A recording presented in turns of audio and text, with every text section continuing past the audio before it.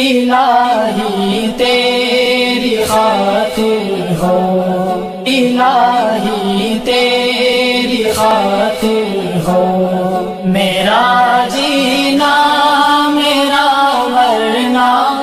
الہی تیری خاطر ہو۔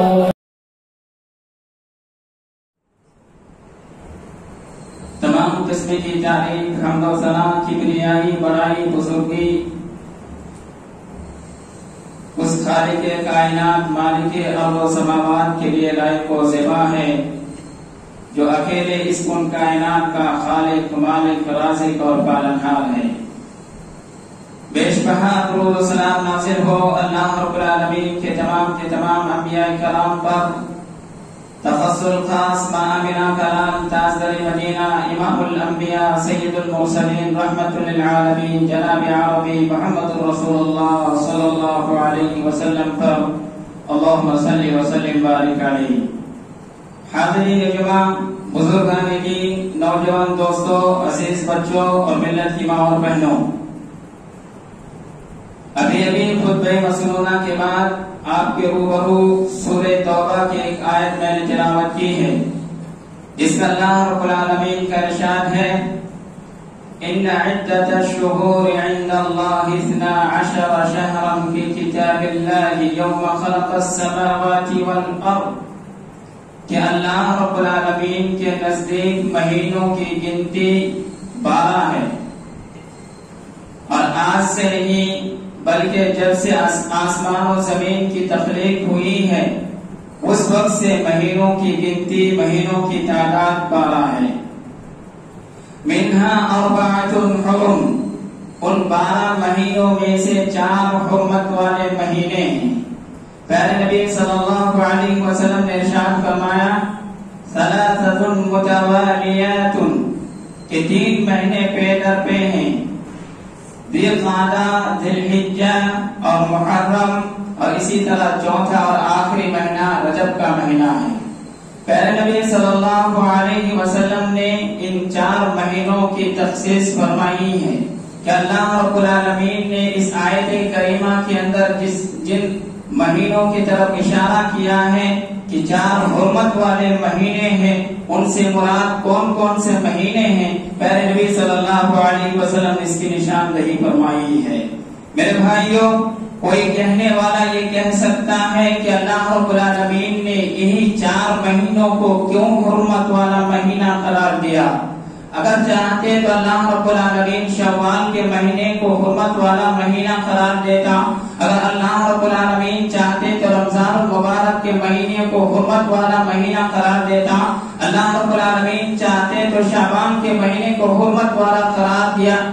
دیتا، لیکن اللہ رب العالمین نے ان 4 مہینوں کو جن کا میں نے ابھی نام لیا، یعنی ذی القعدہ، ذی الحجہ اور محرم اور اسی طرح رجب، ان 4 مہینوں کو حرمت والا کیوں بنایا ہے؟ اس سے 2 بڑی وجہ معلوم ہوتی ہیں۔ اس میں سے پہلی وجہ یہ ہے کہ اللہ رب العالمین کی مرضی اور اللہ رب العالمین کا اختیار ہے، وَرَبُّكَ يَخْلُقُ مَا يَشَاءُ وَيَخْتَارُ، اللہ رب العالمین جو چاہتا ہے پیدا کرواتا ہے، اللہ رب العالمین جسے چاہتا ہے عظمت والا بناتا ہے، اللہ رب العالمین جسے چاہتا ہے فضیلت والا بناتا ہے، اللہ رب العالمین جسے چاہتا ہے محترم اور مکرم بناتا ہے، اور اللہ رب العالمین جسے چاہتا ہے فضیلتوں سے اور عظمتوں سے محروم رکھتا ہے۔ کہ اللہ رب العالمین کی مرضی ہے۔ چنانچہ آپ دیکھیں کہ اللہ رب العالمین نے اس کائنات کو سجانے کے لیے، اس کائنات کو سنوارنے کے لیے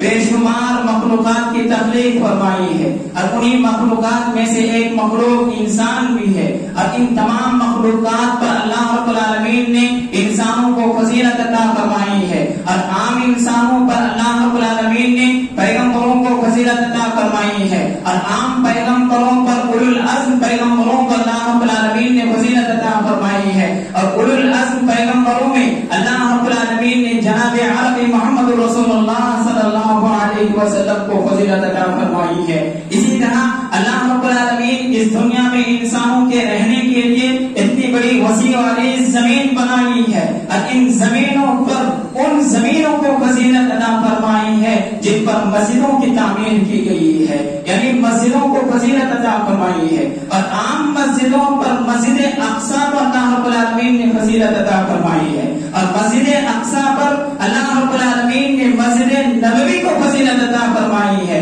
اور مسجد نبوی پر اللہ رب العالمین نے مسجد حرام کو فضیلت عطا فرمائی ہے۔ ٹھیک اسی طرح اللہ رب العالمین نے سال کے 360 دن بنائے ہیں اور 360 راتیں بنائی۔ راتوں میں اللہ رب العالمین نے لیلۃ القدر کی رات کو، لیلۃ القدر کو فضیلت عطا فرمائی ہے۔ اسی طرح دنوں میں النحر یعنی قربانی کا دن، اور اسی طرح ایام تشریق کو فضیلت عطا فرمائی ہے، اور ان سال کے 360 دنوں کے اندر لگ بھگ 52 ہفتے بنائے، اور 52 ہفتے کے اندر اللہ رب العالمین نے جمعہ کو فضیلت عطا فرمائی ہے۔ اسی طرح ان 52 ہفتوں کے اندر اللہ رب العالمین نے 36 عشرے بنائے ہیں، اور ان عشروں میں 3 عشروں کا اللہ رب العالمین نے فضیلت عطا فرمائی ہے۔ رمضان المبارک کا آخری عشرہ، ذی الحجہ کا پہلا عشرہ، اور اسی طرح محرم کا پہلا عشرہ، ان 3 عشروں کو اللہ رب العالمین نے بقیہ عشروں پر فضیلت عطا فرمائی ہے۔ اسی طرح ان 36 عشروں کے اندر اللہ رب العالمین نے 12 مہینے بنائے۔ 12 مہینوں میں رمضان المبارک کے مہینوں کو سب سے زیادہ فضیلت والا مہینہ قرار دیا، اور ان 4 مہینوں کو یعنی ذی الحجہ اور ذی القعدہ اور محرم اور رجب، ان 4 مہینوں کو حرمت والا مہینہ قرار دیا۔ میرے بھائیوں، ہمیں ضرورت ہے کہ ہم ان مہینوں کی حرمت کو پامال نہ کریں، بلکہ ان کے تقدس کا خیال کرتے ہوئے اپنے آپ کو گناہوں سے بچائے۔ دوسری بڑی وجہ کہ اللہ رب العالمین نے ان مہینوں کو کیوں محترم بنایا، ان مہینوں کو کیوں عظمت والا بنایا، ان مہینوں کو کیوں حرام قرار دیا، اس کی دوسری بڑی وجہ یہ ہے کہ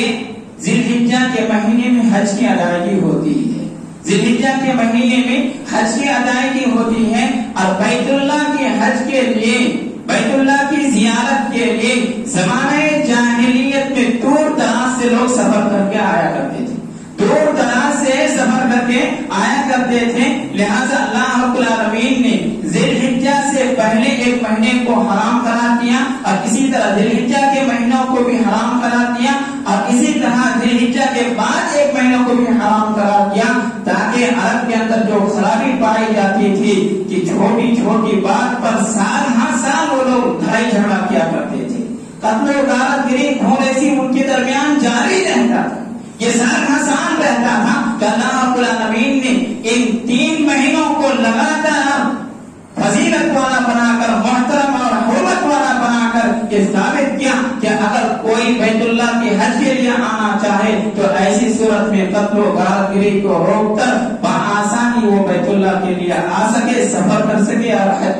حج بیت اللہ کر سکے۔ اسی طرح آخری مہینہ اور چوتھا مہینہ رجب کا مہینہ، اس کو حرمت قرار دینے کی حکمت یہ ہے کہ اللہ رب العالمین اس کے ذریعے یہ چاہتے ہیں کہ اس مہینے میں اپنے قتل و غارت گری کو روک کر انسان بیت اللہ کے لیے عمرہ کے لیے جا سکے، بیت اللہ عمرہ کے لیے جا سکے۔ تو بھائیوں،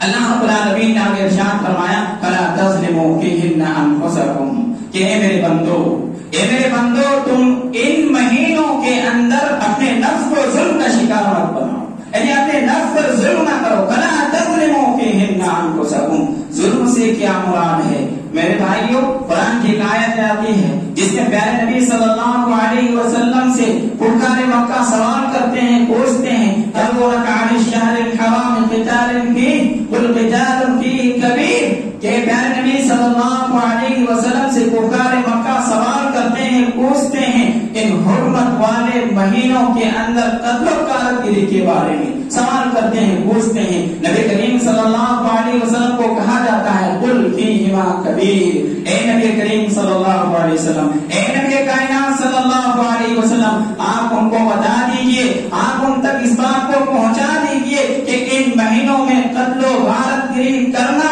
بہت بڑا گناہ ہے، بہت بڑا گناہ ہے، وہ میں مخالف حجت نہیں ہے۔ اس کا مطلب یہ نہیں ہے کہ ان مہینوں کے اندر قتل و غارت گری کرنا بہت بڑا گناہ ہے تو دیگر مہینوں میں میں قتل و غارت گری کرنا بہت بڑا گناہ نہیں ہے، چھوٹا گناہ۔ اللہ رب العالمین نے ارشاد فرمایا من قتل نفسا بغیر نفس او فساد فی الارض فکأنما قتل الناس جميعا، کہ اگر کوئی آدمی کسی آدمی کو بغیر کسی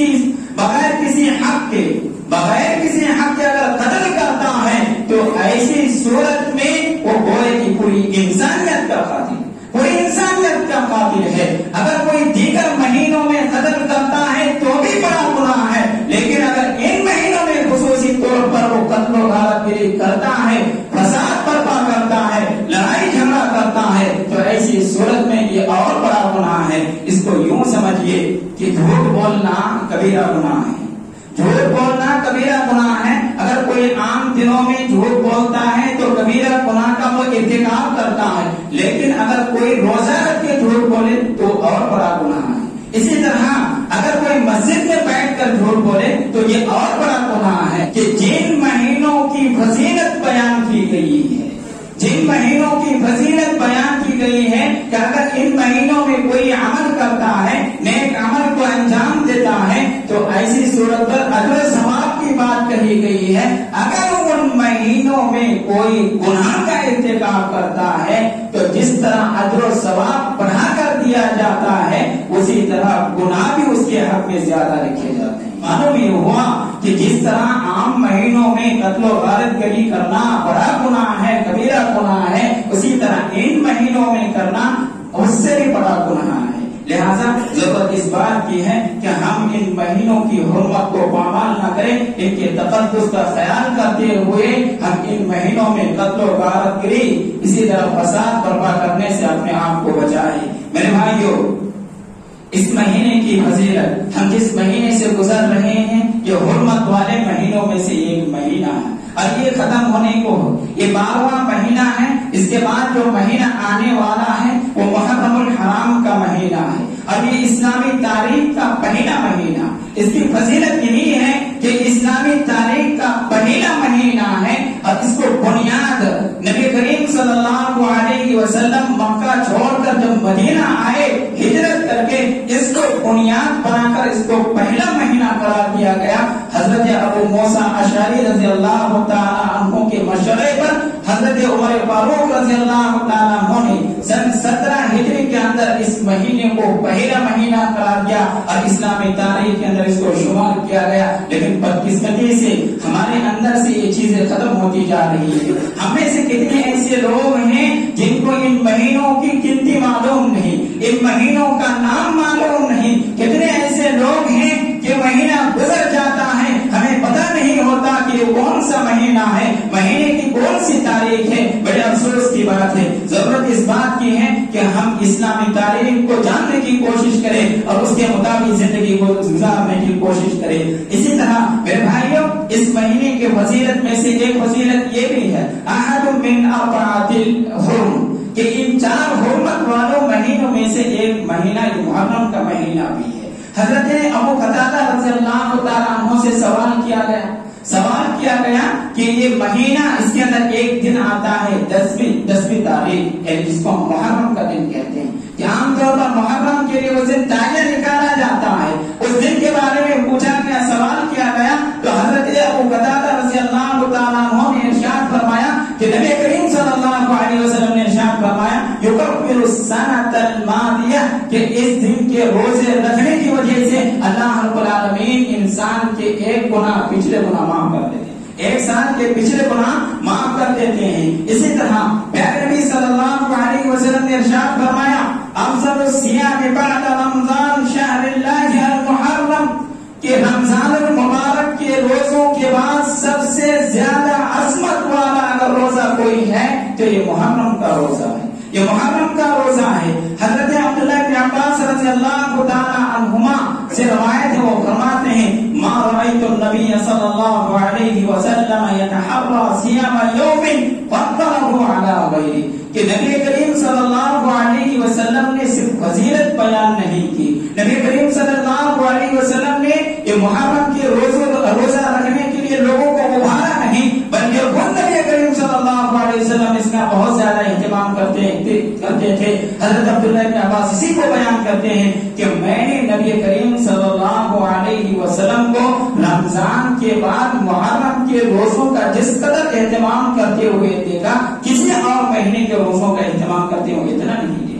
میرے بھائیو معلوم یہ ہوا کہ اس مہینے کے جو روزہ رکھا جاتا ہے 10 تاریخ کو خصوصاً اس کا اہتمام کیا جانا چاہیے. اس کی بڑی فضیلت ہے. اس سلسلے میں یہ یاد رکھنا چاہیے نبی کریم صلی اللہ علیہ وسلم نے ارشاد فرمایا, بلکہ نبی کریم صلی اللہ علیہ وسلم جب مکہ سے ہجرت کر کے مدینہ آئے تو مدینہ کے یہودیوں کو دیکھا کہ وہ 10 تاریخ کو روزہ رکھتے ہیں. تو نبی کریم صلی اللہ علیہ وسلم نے سوال کیا, پوچھا کہ تم لوگوں نے اس دن روزوں کا اہتمام کیوں کیا, تم لوگ اس دن روزہ کیوں رکھتے ہو؟ تو یہودیوں نے جواب دیا کہ آج کے دن حضرت موسیٰ علیہ السلام اور ان کی قوم بنی اسرائیل کو فرعون کے ظلم و بربریت سے اللہ رب العالمین نے نجات دی تھی, اس لیے ہم روزہ رکھتے ہیں. نبی صلی اللہ علیہ وسلم نے ارشاد فرمایا کہ ہم موسیٰ کے زیادہ حقدار ہیں کہ ہم ان کی اتباع کریں, لہذا ہم بھی روزہ رکھیں گے. اسی طرح پیارے نبی صلی اللہ علیہ وسلم سے یہ کہا گیا کہ پیارے نبی صلی اللہ علیہ وسلم اس دن یہودی عید کے طور پر مناتے ہیں,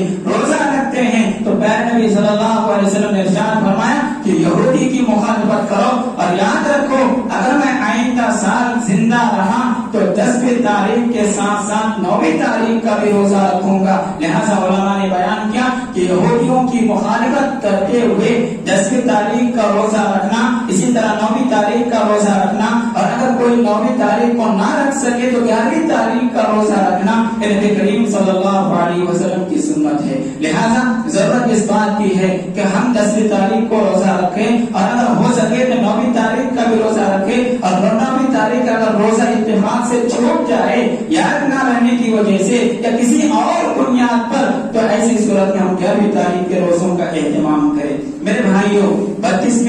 بدقسمتی سے ان مہینوں کی فضیلت کو سمجھنے کے بجائے امت کے اندر کس طرح بگاڑ پیدا ہو چکا ہے, فساد برپا ہو چکا ہے. آئیے آج کے خطبہ جمعہ میں مختصر انداز میں اس کو جاننے کی کوشش کرتے ہیں. پیارے نبی صلی اللہ علیہ وسلم نے ارشاد فرمایا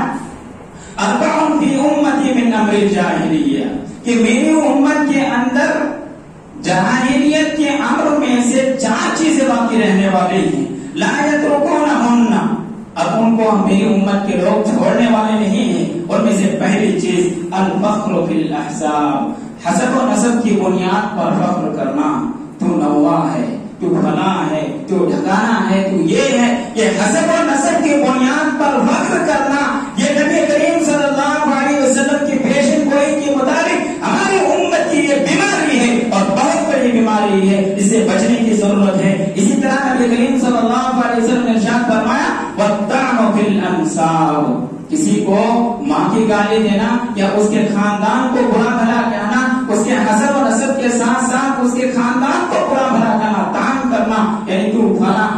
کالی ماں کا بیٹا ہے یا فلاں کا بیٹا ہے, فلاں ذات سے تعلق رکھتا ہے, اس طرح گالی دینا یہ کیا ہے. اسی طرح ایک مرتبہ نبی کریم صلی اللہ علیہ وسلم کے زمانے میں حضرت بلال رضی اللہ تعالیٰ عنہ کو کسی نے یہ کہہ دیا تھا ایک کالی ماں کے بیٹے. تو نبی کریم صلی اللہ علیہ وسلم تک جب یہ بات پہنچی تو نبی کریم صلی اللہ علیہ وسلم اتنے ناراض ہوئے کہ آپ کا چہرہ مبارک چھوٹ ہو گیا, آپ بہت زیادہ ناراض ہوئے. اب ان سے کہا کہ تمہارے اندر جاہلیت کے امر میں سے ایک چیز پائی جاتی ہے, لہذا ضرورت اس بات کی ہے کہ ہم ایک دوسرے پر فخر نہ کریں. اللہ رب العالمین نے ارشاد فرمایا یا ایھا الناس, اے لوگوں, انا خلقناکم من ذکر و انثی وجعلناکم شعوبا وقبائل لتعارفوا, کہ ہم نے تم کو ایک مرد اور ایک عورت سے پیدا کیا ہے. کیوں پیدا کیا ہے؟ لتعارفوا, تاکہ تم ایک دوسرے کو جان سکو. کنبے اور قبیلوں میں بانٹا ہے, وہ بڑا خاندان کا ہے, وہ بڑا خاندان کا ہے, وہ بڑا خاندان کا ہے, وہ بڑا جگہ کا رہنے والا ہے, وہ بڑا جگہ کا رہنے والا ہے. یہ اسی لیے بنایا ہے تاکہ تم ایک دوسرے کے دکھ درد میں شریک ہو سکو,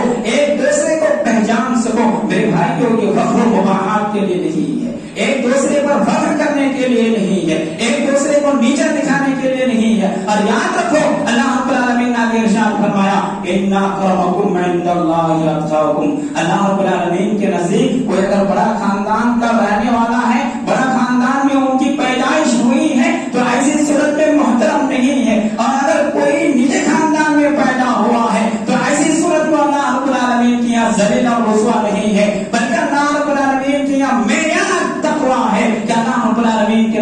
سب سے محترم، سب سے عزت والا، سب سے ذی وقار اللہ رب العالمین کے نزدیک وہ آدمی ہے جس کے دل میں اللہ رب العالمین کا تقوی ہو، اللہ رب العالمین کا ڈر ہو، اللہ رب العالمین کا خوف ہے۔ خوف کو ضرورت اس بات کی ہے کہ ہم اپنے اندر اللہ رب العالمین کا خوف پیدا کرنے کی کوشش کریں۔ اسی طرح تیسری چیز والاستسقاء بالنجوم، ستاروں کے ذریعے بارش کا پتہ لگانا۔ آج کتنے ایسے لوگ ہیں جو یہ کہتے ہوئے نہیں شرماتے، نہیں گھبراتے کہ یہ فلاں ستارہ فلاں جگہ ہے، کل دھوپ ہوگی یا بارش ہوگی۔ بارش کا فیصلہ ستاروں کو دیکھ کر کرتے ہیں۔ میرے بھائیوں، نبی کریم صلی اللہ علیہ وسلم کے پیشن گوئی کے مطابق یہ ایک بیماری ہے اور اسے بچنے کی ضرورت ہے۔ اسی طرح پیارے نبی صلی اللہ علیہ وسلم نے ارشاد فرمایا والمیاح، چوتھی چیز ماتم ہے، چوتھی چیز ماتم ہے۔ بدقسمتی سے اس مہینے کے اندر مسلمان بڑی تعداد میں ماتم کرتے ہیں۔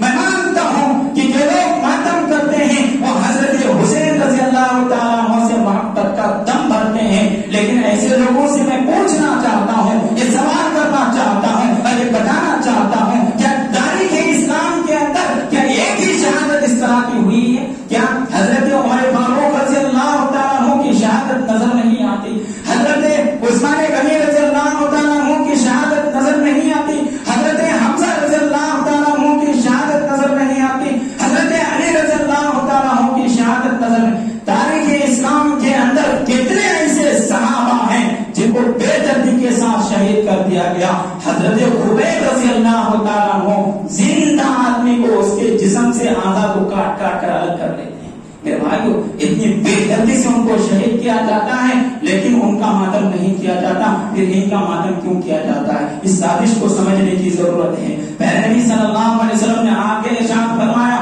وَالنَّاجِحَ إِذَا لَمْ تَتُبْ قَبْلَ مَوْتِهَا، اگر کوئی ماتم کرنے والی عورت مرنے سے پہلے توبہ نہیں کرتی ہے، بغیر توبہ کرے مر جاتی ہے، تو ایسی صورت میں یاد رکھنے کی ضرورت ہے۔ نبی کریم صلی اللہ علیہ وسلم نے ارشاد فرمایا تقام یوم القیامت وعلیہا، کہ قیامت کے دن ایسے عورتوں کو اٹھایا جائے گا اور اس حالت میں اٹھایا جائے گا، اس بیماری ہوتی ہے اس کا ایک لباس پہنایا جائے گا،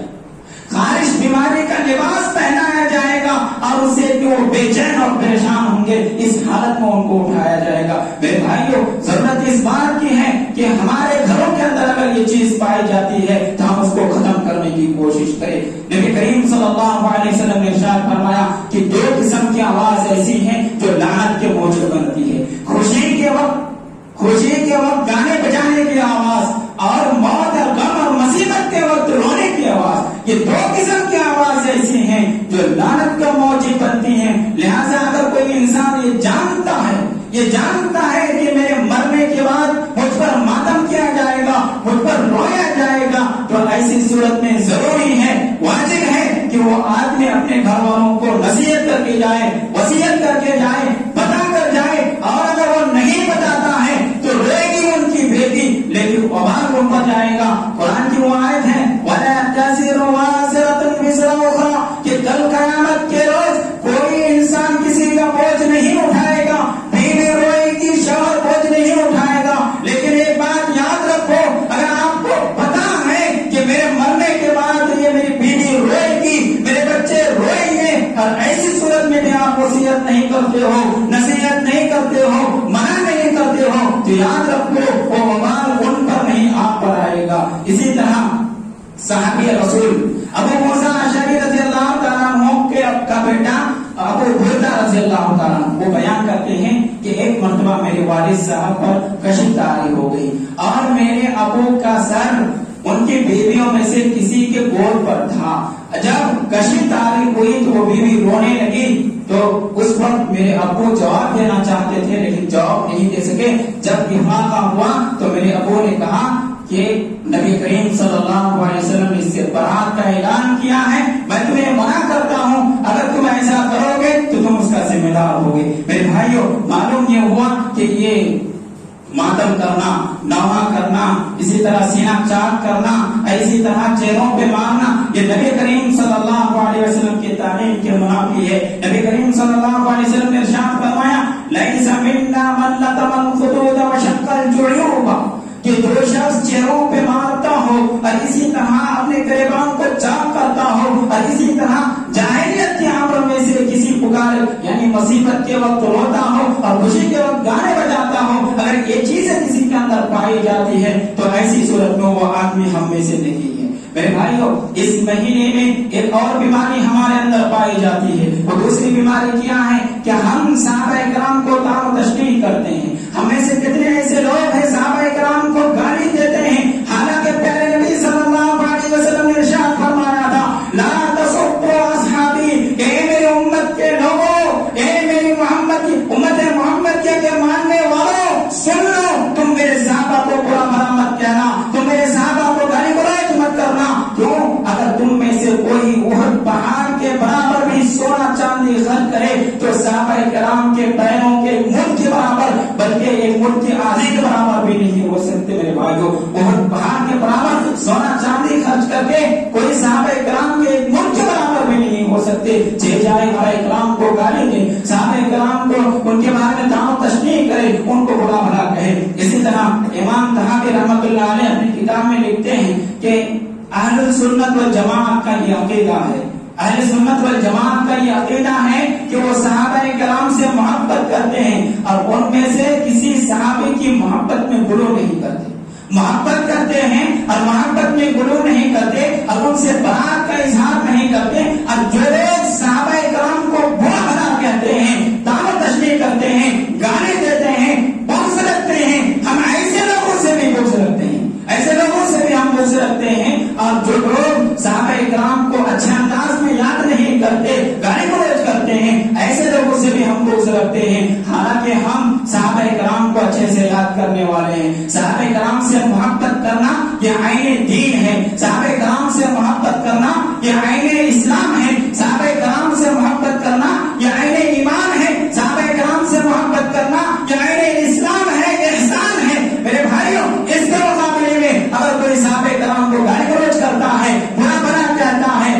تو یہ کفر ہے، نفاق ہے اور سرکشی تصور کیا جائے گا۔ ضرورت اس بات کی ہے کہ ہم صحابہ کرام کا ذکر ادب سے کریں اور جو لوگ صحابہ کرام کو گالی گلوچ کرتے ہیں، برا بھلا کہتے ہیں، ایسے لوگوں سے اپنے آپ کو دور رکھے، ایسے لوگوں سے بغض رکھے۔ میرے بھائیوں، یہ چند باتیں تھی، امید ہے کہ آپ کو سمجھ میں آئی ہوں گی اور اس کے مطابق اگر آپ کے اندر کوئی برائی پائی جاتی ہے یا اسی طرح آپ کے علاقے میں کوئی برائی پائی جاتی ہے اور اسی طرح آپ کے دوست احباب کے اندر کوئی برائی پائی جاتی ہے، کوئی اگر اس کے زد میں آتے ہیں تو ہم سب کی ذمہ داری ہے، ہم سب کی ذمہ داری ہے کہ ہم اس کو سمجھانے کی کوشش کریں، ان کو بتانے کی کوشش کریں، صحیح چیز ان تک پہنچانے کی کوشش کریں، قرآن و حدیث کے روشنی میں اس کو سمجھانے کی کوشش کریں۔ یہ ہم سب کی ذمہ داری ہے۔ دعا ہے رب العالمین ہم تمام لوگوں کو اس کی توفیق عطا فرمائے، آمین۔